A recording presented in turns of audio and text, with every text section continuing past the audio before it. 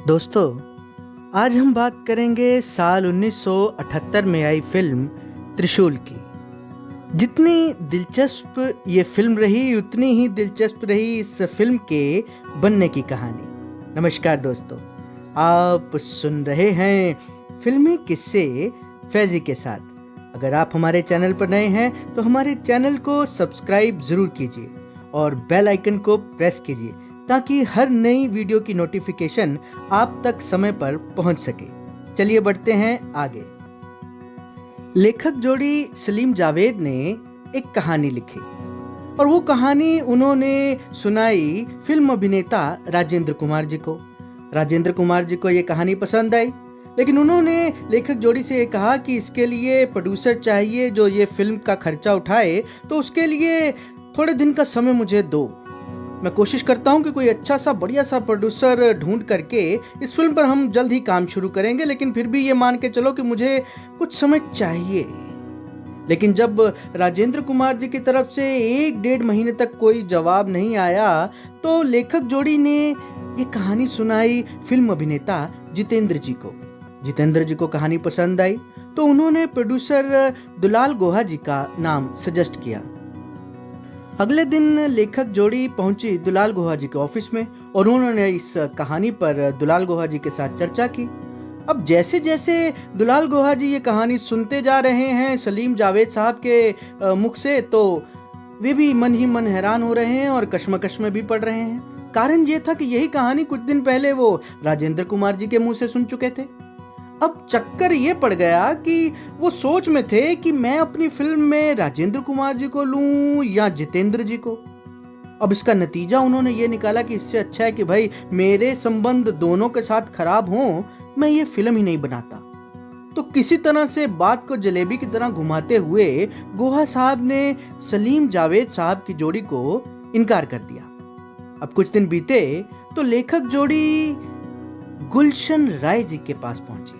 गुलशन राय उस समय एक अच्छे नामी गिरामी प्रोड्यूसर थे। उन्होंने फिल्म की कहानी सुनी और उन्होंने कहा कि ठीक है, ये फिल्म तो अच्छी लग रही है, इस फिल्म को डायरेक्ट यश चोपड़ा करेंगे। अब यश चोपड़ा साहब फिल्म को डायरेक्ट करने के लिए तैयार हो गए और फिल्म को प्रोड्यूस यानी कि पैसा लगाने का जिम्मा गुलशन राय जी के पास आ गया। इस तरह से इस कहानी का प्लॉट शुरू हुआ। अब बात आई कास्टिंग पर। तो जैसा कि पूरी फिल्मी दुनिया में मशहूर है कि यश चोपड़ा साहब काम अपने तरीके से करते हैं, इसलिए कलाकारों का चयन भी वो अपनी मर्जी से ही करना चाहते थे। किसी के दबाव में आकर वो कोई काम नहीं करते थे। इसलिए यश चोपड़ा के जहन में जो पहला नाम आया वो था दिलीप साहब का। तो उन्होंने दिलीप साहब को अप्रोच किया। अब दिलीप साहब उन दिनों थोड़े व्यस्त थे, इस वजह से उन्होंने फिल्म में काम करने से इनकार कर दिया। अब जो दूसरा नाम उनके जहन में आया वो था संजीव कुमार साहब का। संजीव कुमार साहब को इस फिल्म में लिया गया और उसके बाद अमिताभ बच्चन और शशि कपूर को इस फिल्म में चुना गया। अब काबिले जिक्र बात यह है कि संजीव कुमार साहब इस फिल्म में अमिताभ बच्चन और शशि कपूर के पिता का किरदार निभा रहे और अमिताभ बच्चन बड़े भाई का और शशि कपूर छोटे भाई का। अब यहाँ सोचने और समझने वाली बात यह है कि शशि कपूर साहब जो बेटे की भूमिका निभा रहे हैं, दरअसल वे संजीव कुमार और अमिताभ बच्चन दोनों से ही बड़े थे। अब बात आई कि संजीव कुमार जी के अपोजिट किस हीरोइन को लिया जाए। तो सबसे पहले यश चोपड़ा जी ने वैजयंती माला जी से संपर्क किया। वैजयंती माला जी ने इस फिल्म में काम करने से इनकार किया। तो उनके इनकार के बाद जो दूसरा नाम उनके जहन में आया वो था निरूपा राय जी का। लेकिन कास्टिंग टीम जब यश साहब के साथ बैठी डिस्कशन कर रही थी इसी कैरेक्टर्स को लेकर, तो उन्होंने कहा कि सर बात ऐसे है कि निरूपा राय जी को हम इस फिल्म में मान लीजिए ले लेते हैं, तो जवानी के दिनों के जो सीन्स हम फिल्माएंगे उसमें संजीव कुमार साहब और निरूपा जी की जोड़ी जचेगी नहीं। पूरी टीम के अनुसार किसी ऐसी हीरोइन को लेना चाहिए जो यंग टाइम पीरियड के सीन्स फिल्माते समय भी संजीव कुमार जी के साथ मैच करे और 20-25 साल जब आगे कहानी चलती है तब भी वो उस एज के अकॉर्डिंगली मैच कर सके। तो फिर जो नाम निकल कर सामने आया वो था वहीदा रहमान जी का।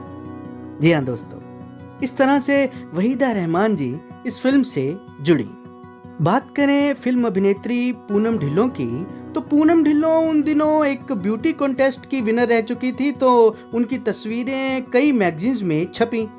उनकी एक मनमोहक तस्वीर को देख करके यश चोपड़ा जी ने ये मन ही मन डिसीजन ले लिया था कि मैं अपनी अगली फिल्म में इस लड़की को जरूर चांस दूंगा। इस तरह से पूनम ढिल्लों, राखी और हेमा मालिनी जी का चयन इस फिल्म के लिए फाइनल हो गया।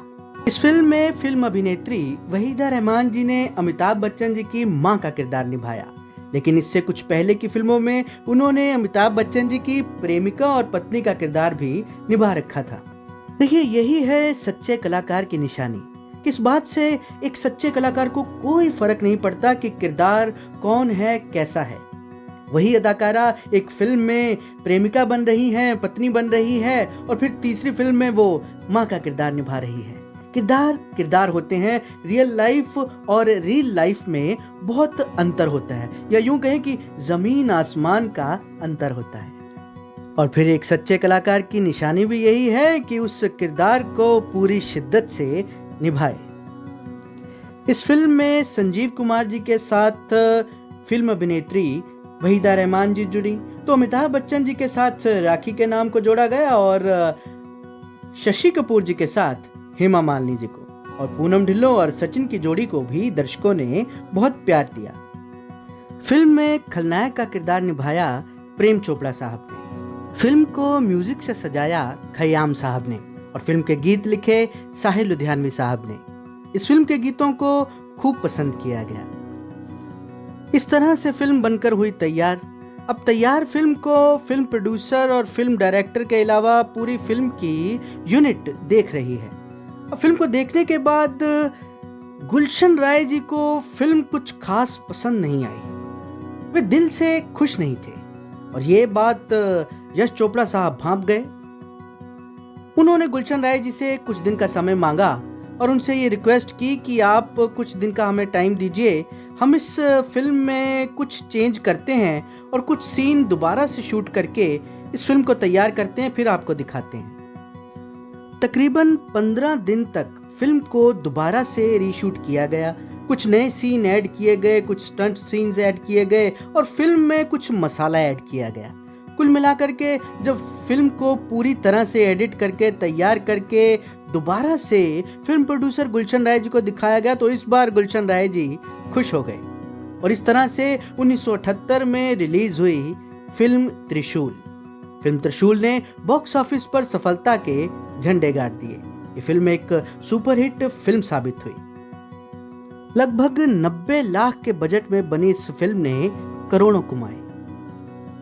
दोस्तों, यहाँ मैं आप लोगों के साथ जरूर एक बात साझी करनी चाहूंगा कि आज के मशहूर डायरेक्टर प्रोड्यूसर रोहित शेट्टी साहब उन्हीं शेट्टी साहब के सुपुत्र हैं, जो शेट्टी साहब एज अ स्टंटमैन फिल्मों में कई सालों तक अपना योगदान देते रहे, और इस फिल्म त्रिशूल में भी अमिताभ बच्चन जी के साथ एक फाइटिंग सीक्वेंस में, जिसमें वो एम्बुलेंस वाला आइकॉनिक सीन भी है, उसमें भी नजर आए। दरअसल इस फिल्म की कहानी आम फिल्मों के मुकाबले कुछ हटकर थी। कभी भी फिल्मों में उन दिनों ये प्रचलन नहीं था कि कारपोरेट वर्ल्ड दिखाया जाएगा, ऑफिस कल्चर दिखाया जाएगा, फिल्म की हीरोइंस को इस तरह से ऑफिस में काम करते दिखाया जाएगा, एक वर्किंग वुमेन की तरह पेश किया जाएगा। ये सब चीज़ें दर्शकों के लिए कुछ नई थी, और दर्शकों ने इन चीज़ों को पसंद भी किया। फिल्म की शूटिंग जहां मुंबई में स्टूडियोज में भी की गई, वहीं ज़्यादातर फिल्म की आउटडोर शूटिंग दिल्ली में की गई। फिल्म की कहानी में कुछ नयापन सा था, कुछ मॉडर्नपन था, जो कि दर्शकों को खूब पसंद आया। तो दोस्तों, ये थी फिल्म त्रिशूल से जुड़ी कुछ खास बातें। आज की वीडियो में इतना ही। वीडियो पसंद आए तो इसे लाइक करें, शेयर करें, और हमारे चैनल को सब्सक्राइब जरूर करें। आप सुन रहे हैं फिल्मी किस्से फैजी के साथ। धन्यवाद। शब बखैर।